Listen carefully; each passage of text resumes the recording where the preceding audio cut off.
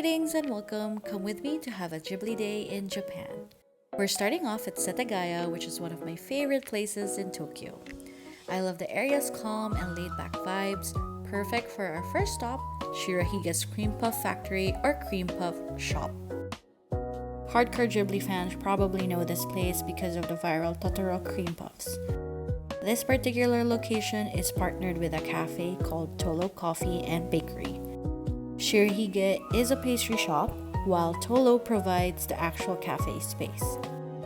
If you want to eat the cream puffs at the cafe, you have to order a drink from Tolo. We ordered all the available cream puffs as well as a hot matcha latte and Italian soda. In general, the puffs have a variety of flavors, but they tend to rotate per season.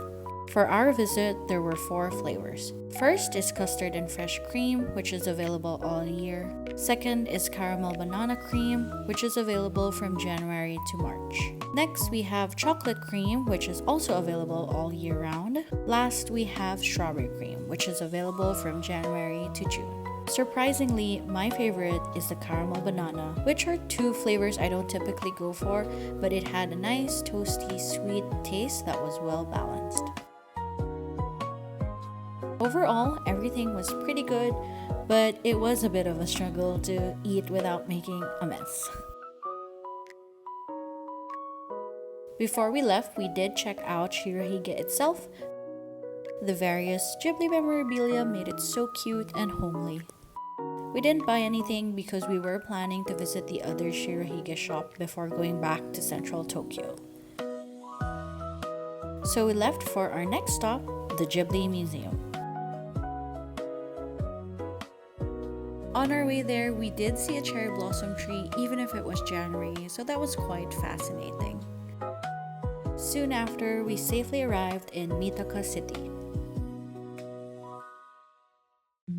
It's always been my dream to visit the Ghibli Museum. I was quite worried about the weather. Sometimes the sky was gray and sometimes it was blue. Nonetheless, I was simply happy to be there. I was born into a family of artists and was exposed to Japanese animation early on. My grandfather was a painter and my uncle was a graphic artist who were particularly fond of Japanese art and culture in general, and were avid fans of Hayao Miyazaki. So I became more of a Ghibli kid, unlike people my age who identified as Disney kids. I remember watching Spirited Away the same year it came out internationally. I also remember watching Graveyard of the Fireflies at 6 years old, and it was the first film that ever made me cry. Every new release, my family would buy the original DVD and watch together. I've gone through the whole roster as far back as Nausicaa, even if it's technically not a Ghibli film. I also watch less popular and less mainstream ones like Porco Rosso, and yes, even Tales of Earthsea. There's more to be said, but overall, the entire experience was very emotional for me, and I did end up crying while going through the museum inside.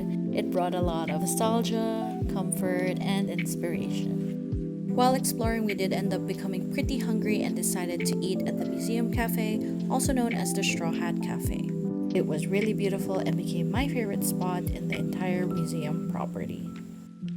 This is everything that we got, and I mistakenly ordered a blue ice cream soda even if I didn't like ice cream sodas. But overall, everything was pretty tasty. Like I said earlier, we did want to go to the other Shirohige location, but decided to spend the rest of the day at the museum and left at closing time. We also needed to catch the last performance of the Nittere Odokei, a large clock animatronic sculpture that Hayao Miyazaki designed, which is the last stop in our itinerary. It's not exactly under Studio Ghibli, but it has that Ghibli magic and love that we all know. Here's some clips of the show. If you're a fan of Hayao Miyazaki in general, I recommend you watch this in person.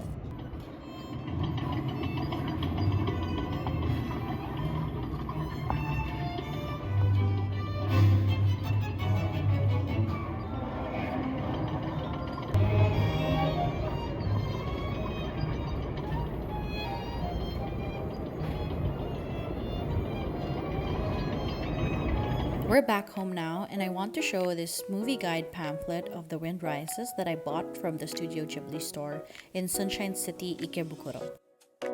Honestly, this pamphlet was the last one on the shelf, so I knew it was meant to be for me to buy it. The Wind Rises is my all-time favorite Ghibli film, and I actually dressed up as Jiro while visiting the museum.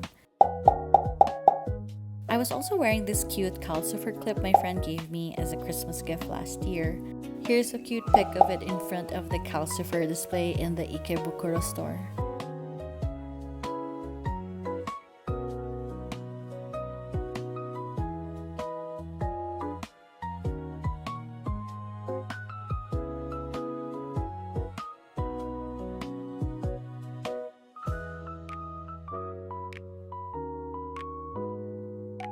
Of course, I also want to show the stuff I got and bought from the museum. Don't laugh, but something I got that I kept was a tissue napkin from the museum cafe. I just thought it was super cute and decided to keep an extra clean one. You also get this film strip ticket as a pass for the short film. My film strip had a scene from House Moving Castle.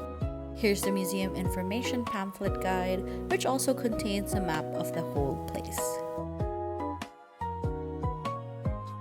Now moving on to actual merch I bought from the museum shop, also known as the Mama Aito Ghibli Museum shop.